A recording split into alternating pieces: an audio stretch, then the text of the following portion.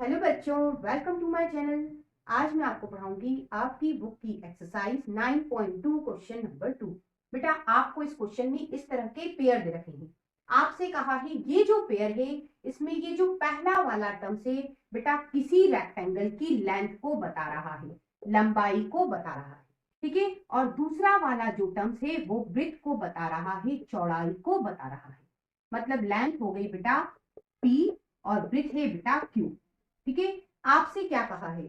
आपसे कहा है आप इस रेक्टेंगल का एरिया बताइए। इस आयत का आपको क्षेत्रफल निकालना है। तो बेटा एरिया होता है लेंथ इंटू ब्रेथ। लेंथ की जगह बेटा P और ब्रेथ की जगह आपको क्या रखना है? Q, ठीक है। और P इंटू Q आप इसे PQ भी लिख सकते हो। इस तरह से बेटा एरिया आया PQ।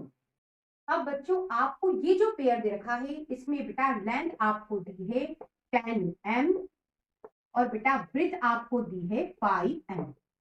यहां लिख लेते हैं रेक्टेंगल की लेंथ है 10m और ब्रेथ है बेटा 5m, ठीक है।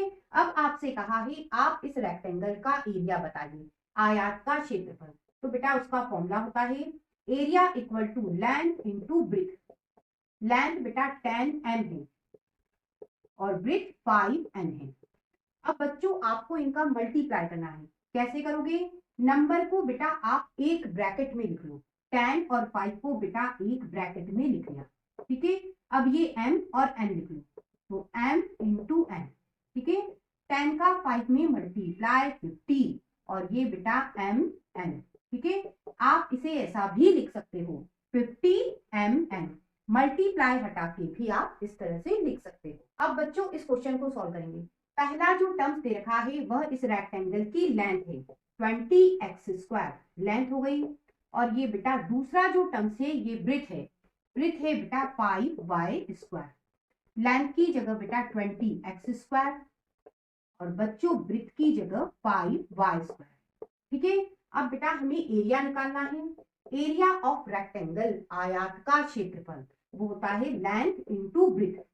लेंथ आपको दी है 20x² और ब्रेथ बेटा 5y², ठीक है। अब मल्टीप्लाई करेंगे।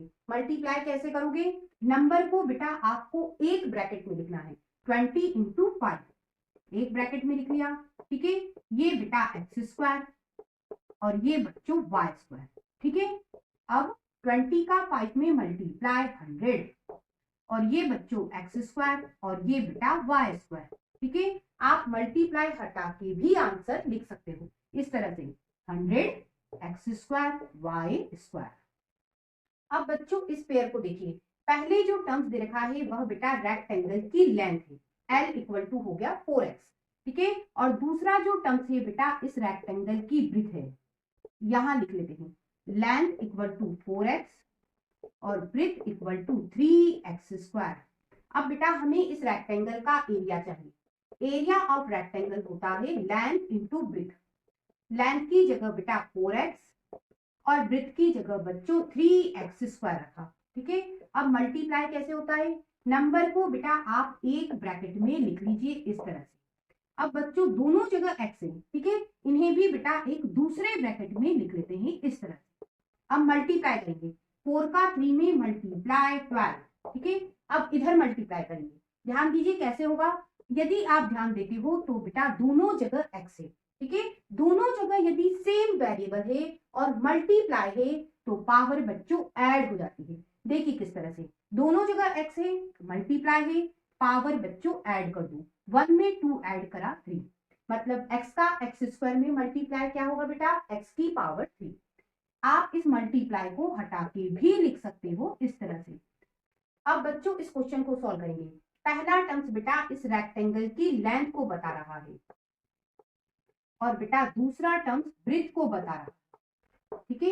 यहां लिख लेते हैं लेंथ इक्वल टू 3mn और ब्रेथ इक्वल टू 4np। अब बच्चों हमें इस रेक्टेंगल का एरिया चाहिए। तो एरिया ऑफ रेक्टेंगल आयत का क्षेत्रफल लेंथ इंटू ब्रेथ होता है, लंबाई गुणित चौड़ाई होता है, ठीक है। अब इसमें वैल्यू डाल देते हैं। लेंथ की जगह बेटा 3mn और ब्रेथ की जगह बेटा 4np। अब मल्टीप्लाई करेंगे। कैसे? नंबर को बेटा आप एक ब्रैकेट में लिख लो, तो 3 इंटू 4, ठीक है। अब देखिए n दो जगह आ रहा है, बेटा आप इसे भी एक ब्रैकेट में लिख लो, ठीक है। अब बच्चों m है तो बेटा ये m लिखा, यहाँ p है तो p लिख दिया, ठीक है। अब मल्टीप्लाई कैसे करोगे? 3 का 4 में मल्टीप्लाई 12। अब देखिए यहाँ बेस सेम है, बेस सेम है मतलब दोनों जगह n लिखा है, ठीक है, और मल्टीप्लाई है तो बेटा पावर ऐड हो जाती है। देखिए दोनों जगह n है तो n लिख दो, पावर ऐड करके लिख दो, 1 और 1 हो गया 2, n स्क्वायर हो गया, ठीक है। अब ये m और ये बेटा p।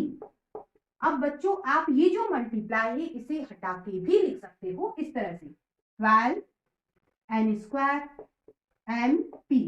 इस तरह से बच्चों आज आपने रेक्टेंगल का एरिया निकालना सीखा। चलिए फिर मिलेंगे, फिर कुछ नया सीखेंगे, तब तक के लिए गुड बाय।